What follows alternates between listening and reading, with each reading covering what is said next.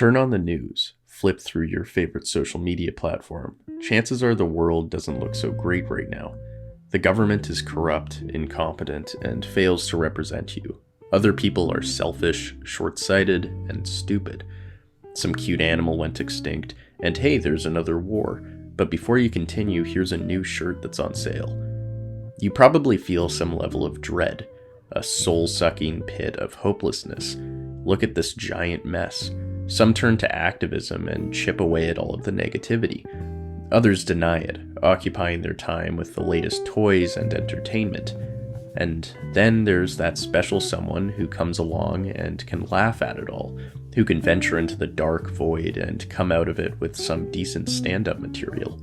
Someone like George Carlin, a man used across all political views to get any relevant point across, no matter how contemporary it appears. Today's video is sponsored by Endel. Being self-employed means a lot of freedom. Too much sometimes. It can be pretty hard to just sit down and get to work. Constant texts keep me pretty out of focus. Montreal construction noise also tends to pierce through any attempts I make to focus on what's in front of me. And no solid sleep schedule has made it even more difficult to focus. How can I become a more effective boss for myself? Fortunately, I found Endel, an app that perfectly gets me locked in and keeps me away from all these distractions. I usually use Endel while I'm working, using its soundscapes to get me into a state of flow and get videos like these out. But how does this app work exactly? Endel reacts to inputs like time of the day, weather, heart rate, and location in order to create a custom soundscape for whatever you're trying to do. Endel helps you boost productivity by helping you concentrate for longer periods of time, relax you through calming your mind to create feelings of comfort, and most importantly for me, sleep by soothing you into a deep state of rest and relaxation. If you're in need of some mental clarity in order to improve your productivity, then head on over to the link in the description and download Endel today. The first 100 people to download Endel will get a free week of audio experiences. George Carlin grew up in World War II-era New York City, in a racially diverse neighborhood with an abusive and alcoholic father. To their fortune, he died when George was 8. Carlin gave his brother a letter with the heading, "For all those days that get you down," with a photo of their father's gravestone in it. His mother, a great storyteller, was also quite the narcissist, viewing George largely as a reflection of herself. Due to this turbulent childhood, Carlin learned to enjoy self-reliance and solitude, spending his time listening to the Lone Ranger on the radio. In school, he was the class clown, actively opposing authority. This may have originated in his early distrust of religion, which he saw as the first big betrayal. Later, Carlin and Jack Burns would travel to California, performing as a comedic duo and gaining the attention of famed comedian Lenny Bruce. Carlin would also meet the love of his life, Brenda, at the same time. The two would travel across the US, very poor but very happy, as he would pursue stand-up solo. He would secure a place on The Merv Griffin Show and The Kraft Summer Musical. Although these mainstream variety shows provided financial security and some fame, they left his soul empty. In order to follow this mainstream dream, I had to play their game. Carlin began to take acid. These trips led to great insight. At the age of 30, he realized he was performing for those in their 40s in suits. Meanwhile, those in their 20s, who were on the street protesting the war and fighting for their rights, were the antithesis of the older generation. Caught in the middle, Carlin asked himself, who do you want to be funny for? He recognized that as a child he had denied his feelings to solve problems. He realized he was betraying his actively rebellious self. Carlin reportedly began punching pictures of himself and crying. He was battling himself. From that moment forward, Carlin entirely changed his act. He grew his hair out, began talking about the Vietnam War, swore so much he got arrested, and, most importantly, made sure that the man he was offstage was the man he was on stage. As Bill Winters put it, Carlin spoke to issues in a way that wasn't like eating your vegetables. He did this through his prowess with wordplay, highlighting the irony of phrases such as jumbo shrimp, occasional irregularity, and military intelligence. Sadly, Carlin's newfound stardom separated him from his wife and daughter. He was gone for long periods of time, leaving her alone. Brenda turned to alcoholism, and Carlin turned to cocaine. The daughter was sadly stuck in the middle of a broken household. They would write apology letters to each other, promising to stop. Around the same time, Carlin's star began to fade. Financial issues and a heart attack from his addiction made it even worse.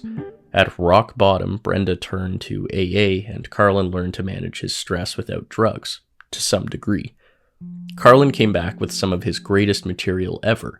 His last acts, darker and more nihilistic than before, gravitated towards an almost philosophical ability to disassemble the ordinary. In his private life, him and Brenda began to date again, making her his producer. He would pass away in 2008. The philosophy of a comedian? Where do you even begin? With Carlin, this isn't a huge challenge. Carlin appeared to see himself as more than a performer. As he told Chris Rock, "I'm not in showbiz, I'm a comedian." He noted that comedy was the people's art, a vulgar exploration of the truth. His job was to have everyone stop in their tracks and, for the moment, consider what he has to say. This thinking stemmed from the view he had on creativity. For Carlin, he placed authenticity above all else. His spiritual journey began with him wanting to do more and more. However, he noticed in his older age that creating is less about doing and more about being. That is, engaging in what is natural for you. An artist is on a journey where they don't know where they're going, but they just know there is something more in them. He valued detaching from goals in order for ideas to come to him. When it came to religion, Carlin was one of its toughest critics. He cited organized religion as the greatest peddler of BS, and viewed religion as taking advantage of a natural spiritual yearning humanity holds towards the universe, and then it would take our money. Here he noted the strange fact that God was all-knowing, all-seeing, and all-powerful, but just couldn't get his finances in order. Why does he need so much of our money? In private, Carlin held a darker opinion on God. He argued that if there was a God, then our purpose here was to undo all of the evilness and destruction he has caused. In the end, Carlin publicly pushed for the idea of the big electron instead of a God, which doesn't punish, doesn't judge, it just is, and so are we, for a little while. Carlin's next object of critique was American culture. He felt that America had been given great gifts and had squandered them. If anything, this prosperity only led to greed and possessiveness, and wanting to own things and to have them for their own sake. Consumption, not baseball, was America's national pastime. Americans had been bought off by gizmos and toys and the false promise of freedom of choice, where we're given over 30 different ice cream flavors but only 2 parties to choose from. Freedom of choice in the things that matter least. This false sense of freedom can be summed up in his famous quote, "It's called the American dream because you gotta be asleep to believe it." Carlin was outspoken about the class system. He noted that companies wanted obedient workers, meaning those who were smart enough to do menial labor and just dumb enough to accept terrible conditions. Similarly, politicians wanted a population passionate enough to fight over small differences, but never smart enough to band together against the system itself. This is why you only ever hear about gender, race, ethnicity, religion, and so on in American media. So we keep fighting with each other and they can keep going to the bank. Overall, America is characterized by a selfish and ignorant population voting in selfish and ignorant leaders, showing no interest in understanding the establishment itself. America functions in essence like an ownership, where a small elite own a large section of land, media companies, and labor, and want more for themselves and less for everyone else. As Carlin sums up the essence of the American establishment, it's a big club and you're not in it. This sentiment translated to his thoughts on humanity in general. While Carlin trusted the individual, an entity within which he saw a great deal for potential and beauty, he largely distrusted institutions. As he put it, "I like meeting people one-to-one, but as soon as they start grouping together, they sacrifice the beauty of the individual for the sake of the group.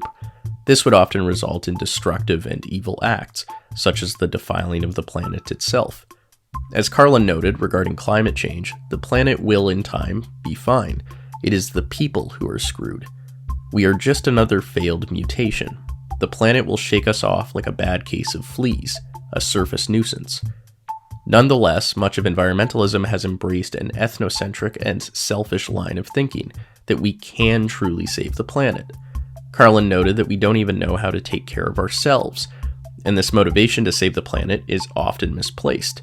As he argues, people don't really care about the planet, they just want a nice place to live, and they fear any sort of inconvenience.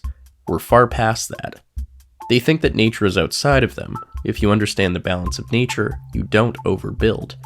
Nonetheless, everyone, including consumers who desire cell phones that make pancakes, marketing agencies that prey on these desires, and corporations who realize them, are all in on it.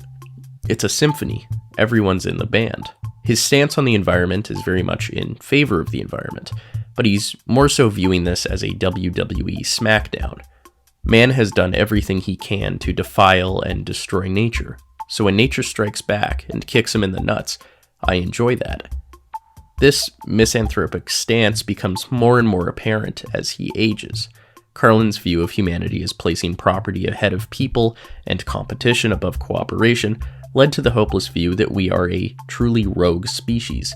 In his old age, he appeared to have entirely given up on humanity, wishing for the destruction of culture and secretly hoping for everything to get worse. Some would argue that he was a nihilist. However, some also suggest that CARLIN was secretly an optimist, using comedy to display a nihilistic worldview in the hopes of scaring people into action. In one interview, CARLIN, in reference to himself, stated that if you scratch a cynic, you'll find a disappointed idealist. He began to pull away, watching the world as it was. I began to pull away, in having a stake in any of this.